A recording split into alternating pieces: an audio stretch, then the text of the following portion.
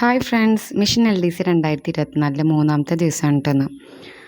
അങ്ങനെ കുറച്ച് നാളായിട്ട് ഞാൻ കാലത്തൊന്നും പഠിക്കാതിരിക്കാറില്ല. എന്താണെന്ന് വെച്ച് കഴിഞ്ഞാൽ മോൾക്ക് സ്കൂളിൽ പോകുന്നതുകൊണ്ട് ഒരു 9:30 ആകുമ്പോഴത്തേനും ബ്രേക്ക്ഫാസ്റ്റും പിന്നെ ടിഫിനും ഒക്കെ റെഡിയാക്കണം. എളുപ്പം ഇഡ്ഡലിയും ദോശയൊക്കെ ആയതുകൊണ്ട്, പുട്ടൊക്കെ ആയതുകൊണ്ട് ഞാൻ സാധാരണ അതൊക്കെയാണ് ഉണ്ടാക്കാറ്. അപ്പോൾ ഇന്ന് ഇഡ്ഡലിയാണ് ഉണ്ടാക്കിയത്. പിന്നെ ഇന്ന് 10 മണിയാകുമ്പോഴത്തേനും പഠിക്കാതിരിക്കാൻ പറ്റിയില്ല. കാരണം ഞാൻ എല്ലാ പണികളും അവസാനിച്ച് 9:30 മോളെ സ്കൂളിൽ പറഞ്ഞയച്ചിട്ട് ഒരു 10 മണിയോട് കൂടിയിട്ട് പഠിക്കാതിരിക്കുക ചെയ്യാറ്. പക്ഷേ ഇന്ന് വേറെ കുറച്ച് പണികളും കൂടി എനിക്ക് ഉണ്ടായിരുന്നത് കൊണ്ട് ഇന്ന് കുറച്ച് ലേറ്റായി പഠിക്കാതിരിക്കാനായിട്ട്. അപ്പോൾ ഇന്നത്തെ ദിവസം ഇന്നലെ തന്നെ തയ്യാറാക്കി വെച്ചിട്ടുണ്ട് ഞാൻ. 12 മണിയായി ഇന്ന് പഠിക്കാനിരിക്കാനായിട്ട്, ഒരുപാട് ലേറ്റായി. അപ്പോൾ ഇന്ന് SCERTയിലെ കേരളം മണ്ണും മഴയും മനുഷ്യനും, കേരള ജോഗ്രഫി ആയിട്ട് റിലേറ്റഡ് ആയിട്ടുള്ള ചാപ്റ്ററാണ് മണ്ണും മഴയും മനുഷ്യനും. അത് ഞാൻ PDF വെച്ചിട്ടാണ് നോട്ട് എഴുതിയുണ്ടാക്കുന്നത്.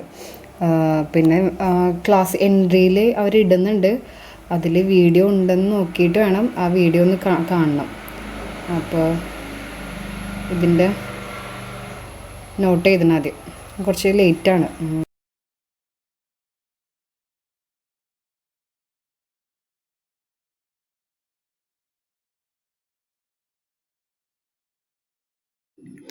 PDF ഒക്കെ നോക്കിയിട്ട് ഞാൻ ഒറ്റയ്ക്കാണ് കേട്ടോ നോട്ട്സ് പ്രിപ്പയർ ചെയ്യുക.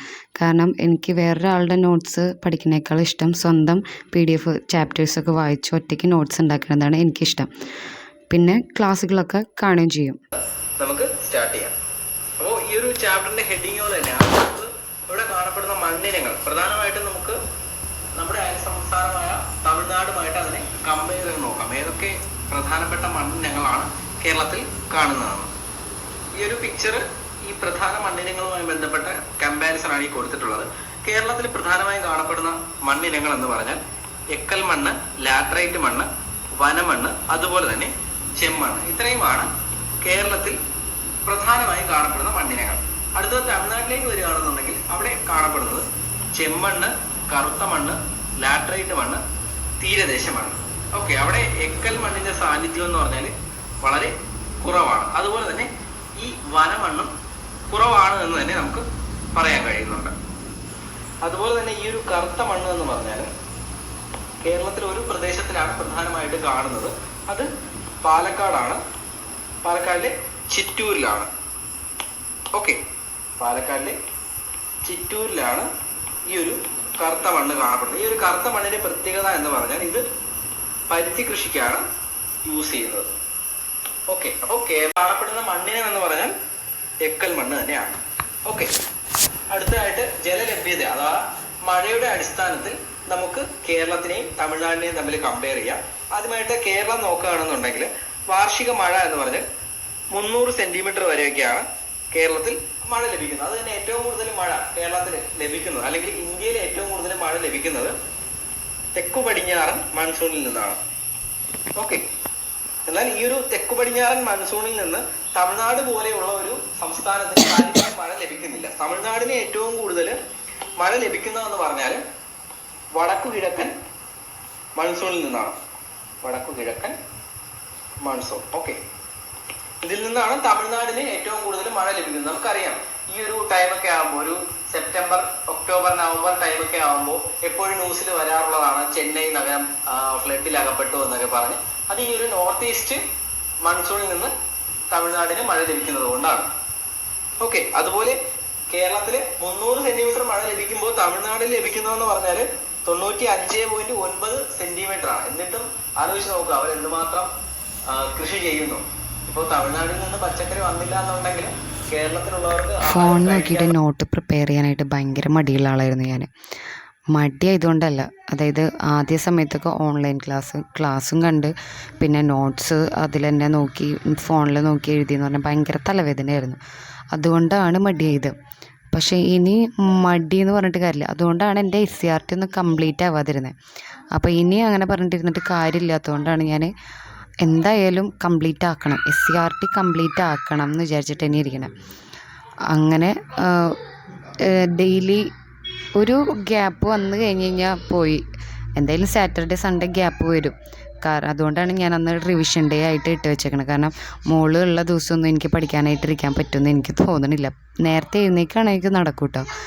അല്ലെങ്കിൽ നടക്കില്ല. ഇന്ന് ഞാൻ പഠിച്ചത് ഏതാണെന്ന് വെച്ച് കഴിഞ്ഞാൽ ഇന്നലത്തെ ടൈം ടേബിൾ പ്രകാരം SCERT 5ാം ക്ലാസ്സിലെ മണ്ണും മഴയും മനുഷ്യനും എന്നുള്ള ചാപ്റ്ററാണ്. അപ്പോൾ ആദ്യം ഞാൻ എൻ്റേതായിട്ടുള്ള നോട്ട്സ് ചാപ്റ്റർ നോക്കിയിട്ട് എഴുതി പ്രിപ്പയർ ചെയ്ത് നോട്ട്സ് എഴുതിയെടുത്തു. അതിനുശേഷം ഞാൻ ക്ലാസ്സുകൾ കണ്ടു, ഒരു ആപ്പിലെ ക്ലാസ്സുകൾ കണ്ടു.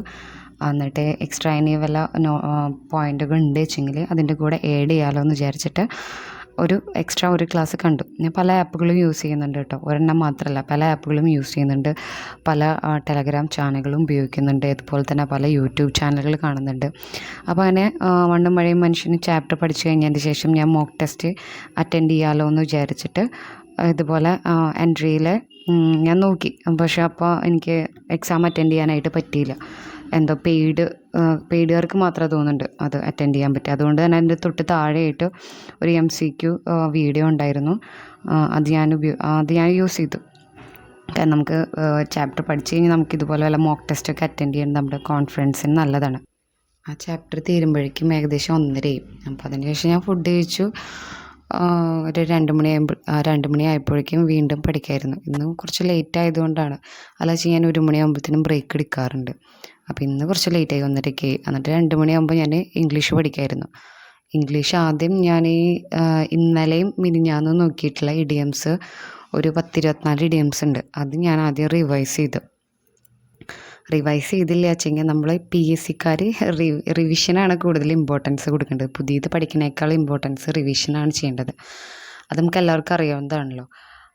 അപ്പം ഞാൻ ആദ്യം തന്നെ ആദ്യത്തെ 24 ഇഡിയംസ് റിവൈസ് ചെയ്തിട്ട് അടുത്ത 10 ഇഡിയംസ് പഠിച്ചു. ഇഡിയംസ് പറഞ്ഞ പോലെ കുറച്ചും കൂടി സിമ്പിളായിരുന്നു. എന്ന് വെച്ച് കഴിഞ്ഞാൽ കുറേ എണ്ണം എനിക്ക് മുന്നേ തന്നെ അറിയാവുന്നതായിരുന്നു. അതിൽ കുറച്ച് മാത്രമേ പുതിയതുണ്ടായിരുന്നുള്ളൂ. ഇഡിയംസ് പഠിച്ചു കഴിഞ്ഞതിന് ശേഷം ഞാൻ പഠിക്കാൻ പോകുന്നത് ഇനി ഫ്രേസൽ വെർബാണ്. ഫ്രേസൽ വെർബ് ഇന്നലെ ഞാൻ ബ്രിങ് വെച്ചിട്ടുള്ള 3 പഠിച്ചു. ഇനി പഠിക്കാൻ പോകുന്നത് ബ്രേക്ക് വെച്ചിട്ടുള്ള 4 ഉണ്ട്. ഇതിൽ ബ്രേക്ക് വെച്ചിട്ടുള്ളതാണ് പഠിക്കാൻ പോകുന്നത്.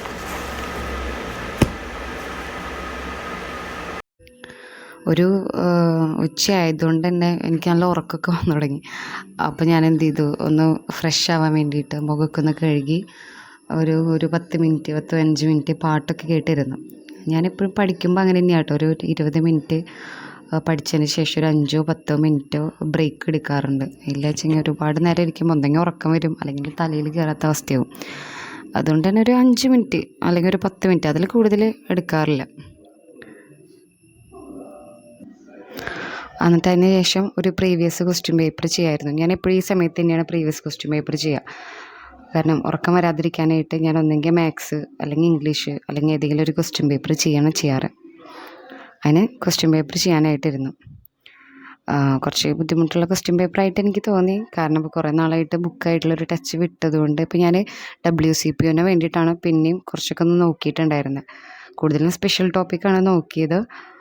അപ്പോൾ എനിക്ക് ഈ ക്വസ്റ്റ്യൻ പേപ്പർ കുറച്ച് ബുദ്ധിമുട്ടായിട്ട് തോന്നി. എന്നാലും ഞാൻ മാത്സൊക്കെ ഒരുവിധമൊക്കെ ചെയ്യാൻ ശ്രമിച്ചു, ഇംഗ്ലീഷ് ആയാലും. നമ്മൾ ക്വസ്റ്റ്യൻ പേപ്പർ ചെയ്യണതിൻ്റെ ഗുണം എന്താണെന്ന് വെച്ച് കഴിഞ്ഞാൽ 2 ദിവസം മുന്നേ ഞാൻ ചെയ്ത ക്വസ്റ്റ്യൻ പേപ്പറിൽ ഇംഗ്ലീഷ് ടോപ്പിക്കൊക്കെ ഉണ്ടല്ലോ, അതൊക്കെ ഞാൻ ജസ്റ്റ് ഒന്ന് വായിച്ച് നോക്കിയിട്ടുണ്ടായിരുന്നു. അപ്പോൾ അത് കാരണം എനിക്ക് ഇന്നത്തെ ക്വസ്റ്റ്യൻ പേപ്പറിൽ കുറച്ച് അറ്റൻഡ് ചെയ്യാനായിട്ട് പറ്റി. ഈ മാത്സ് ആയാലും അങ്ങനെ തന്നെയായിരുന്നു. മാത്സ് എല്ലാം ഞാൻ അറ്റൻഡ് ചെയ്തിട്ടില്ല, കിട്ടാത്തതൊക്കെ ഞാൻ അവിടെ ഇട്ടിട്ടുണ്ട്. ഇനി റിവിഷൻ ഡേ വരുമ്പോൾ അന്ന് ചെയ്ത് പഠിക്കാമല്ലോ എന്ന് വിചാരിച്ചിട്ട് വെച്ചേക്കണം. അത് കഴിഞ്ഞ് ഒരു 4 മണി 4:15 ആയപ്പോഴേക്കും മോള് വന്നു. പിന്നെ മോളുടെ കാര്യങ്ങൾ നോക്കണം. അത് കഴിഞ്ഞിട്ട് ഒരു 6 മണിയാകുമ്പോൾ ഏട്ടൻ വന്നു.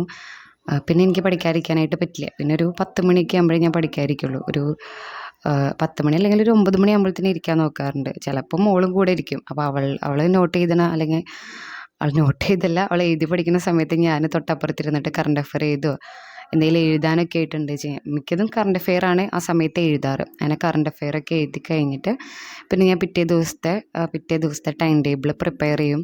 പിന്നെ എന്തൊക്കെയാണ് ഞാൻ ഇന്ന് കംപ്ലീറ്റ് ചെയ്ത് എനിക്ക് യൂട്ടിലൈസ് ചെയ്യാൻ പറ്റുമോ, ആ ഒരു ഡേ യൂട്ടിലൈസ് ചെയ്യാൻ പറ്റുമോ എന്ന് നോക്കും ഞാൻ. അങ്ങനെ കുറച്ച് നോക്കണത് നല്ലതായിരിക്കും എന്ന് എനിക്ക് തോന്നുന്നത്.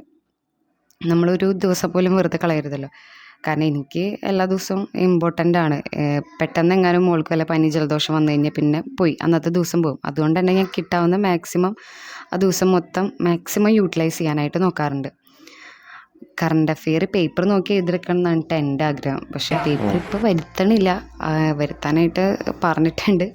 അപ്പോൾ പേപ്പർ വരുത്തുകയാണെങ്കിൽ ഞാനായിട്ട് എഴുതിയെടുക്കുമ്പോൾ അതെനിക്ക് ഓർമ്മയുണ്ടാവും. ഇതിപ്പോൾ ഞാൻ വേറൊരു ഇത് നോക്കിയിട്ട് എഴുതുന്ന കാരണം അത്രയാണ്ട് എനിക്ക് ഓർമ്മ ഉണ്ടാവില്ല.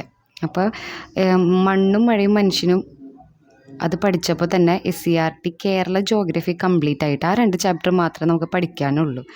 ഞാൻ ഏതോ ഒരു യൂട്യൂബ് ചാനൽ നോക്കി എഴുതിയപ്പോൾ അതിൽ ഒരുപാട് ചാപ്റ്റേഴ്സ് എഴുതിയിട്ടുണ്ടായിരുന്നു. പക്ഷെ മൻസൂർ സാറിൻ്റെ PDF ഈ 2 ചാപ്റ്റർ മാത്രമാണ് പഠിക്കാനായിട്ട് പറഞ്ഞിട്ടുള്ളത്. കേരള ജോഗ്രഫിക്ക് പഠിക്കാനായിട്ടുള്ള 2 ചാപ്റ്റർ ഇത് മാത്രമാണ്.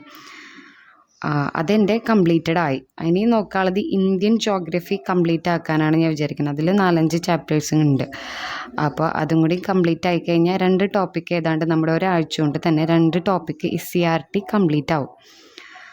അപ്പോൾ നിങ്ങൾക്ക് ഇതുപോലെ വീഡിയോ ഡെയിലി അപ്ലോഡ് ചെയ്യണമെന്നുണ്ട് വെച്ചെങ്കിൽ എനിക്ക് കമൻറ്റ് ചെയ്യണം കേട്ടോ. താഴെ കമൻറ്റ് ചെയ്യുക മാത്രമല്ല, നിങ്ങൾക്ക് ഇഷ്ടപ്പെടുകയാണെങ്കിൽ ലൈക്ക് ചെയ്യണം, എന്നെ ഫോളോ ചെയ്യണം.